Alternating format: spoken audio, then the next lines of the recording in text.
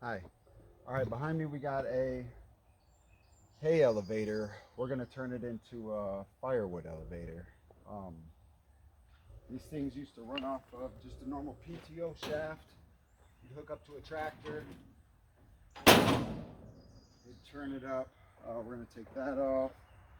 Um, Hook up a Predator engine to it.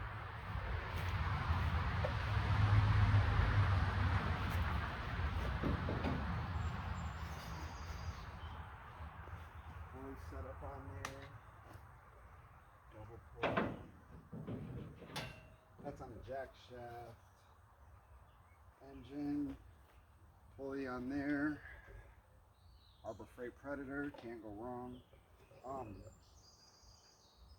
Up here to the jack shaft, from the jack shaft to the pulley, bypass the jack shaft. We're gonna figure that out here soon. Something like that.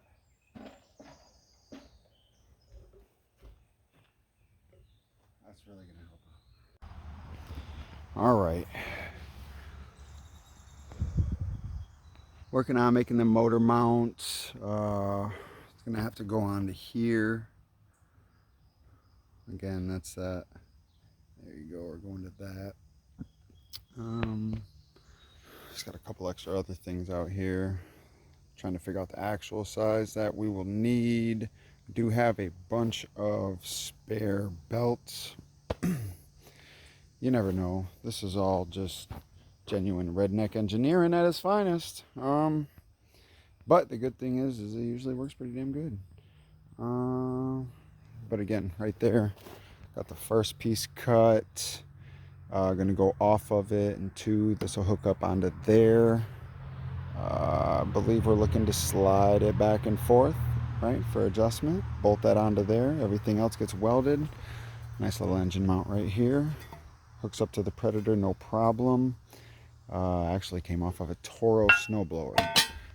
Something like that. You can get lots of extra parts off of. I got a couple of them laying around. Don't really use them anymore. Not looking forward to it. So there's spare parts and scrap metal. All right. I hope that camera angle works out for us. So I've got my piece cut here.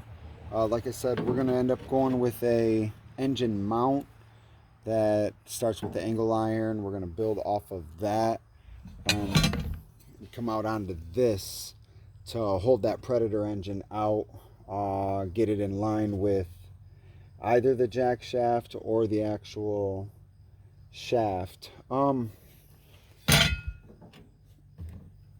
This has holes on it. There's these two holes right here, and we want to slot this. We want to slot this so that when we can put it on there, we can tension that belt by adjusting where this is at. We've talked about adding a tensioner pulley. That may or may not happen, but even so, having a slot available on the actual mount is going to be a huge help later on in the future. So kind of what I was thinking was that I would set the maximum position first, and I think we're going to want to try to get further that way. So I don't really got to measure it. That looks good. Long nib marker. These things, they're made for going through something.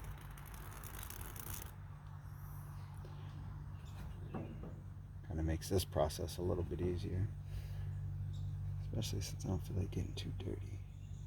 I'm gonna go right in.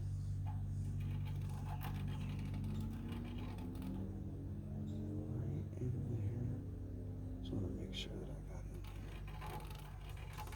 It feels like at that time. And same over here. Get it in there. Got a little bit on my finger, but the marker's good. And there, perfect. From there, let's see, we're gonna go there, and probably that slotted in position is gonna end up being